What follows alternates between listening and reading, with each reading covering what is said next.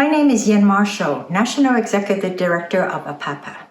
This is only some of the great work our members have done in the community, demonstrating collective efforts of Asian Americans during this challenging time, leveraging the connections we have in the US and China to continue to help, inspire, empower, and uplift our community.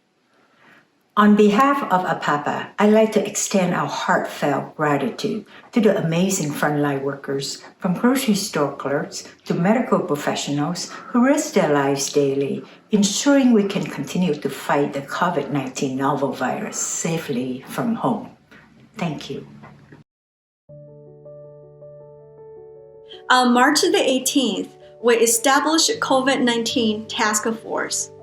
Within one day, several groups were formed, including General Decision Group, Procurement Group, Hospitals Group, Transportation Group, and Public Relations Group. America has been hit hard by the outbreak of coronavirus, and New York has become the epicenter. So many families have been impacted. During the past week, our shop donated 5,000 surgical masks, 500 KN95 masks, and 2,000 gloves to the hands of doctors, nurses, police officers, and other essential workers. As many of you remember, Seattle was actually the first city that became the epicenter as the epidemic outbreak took place in America.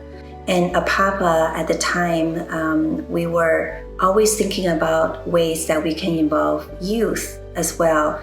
So very quickly, we put together some programs, try to involve them even as young as age 8 or 9.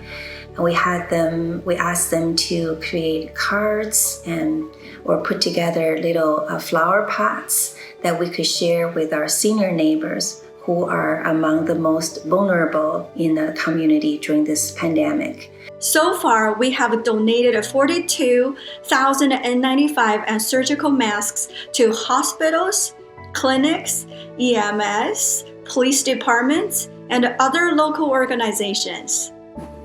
I want to share one story with you.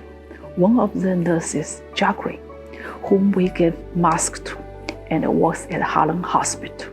She has chosen to work at a COVID ER room, overseeing an entire nursing staff that care for 50 COVID patients after recovering from battling COVID herself for 17 days.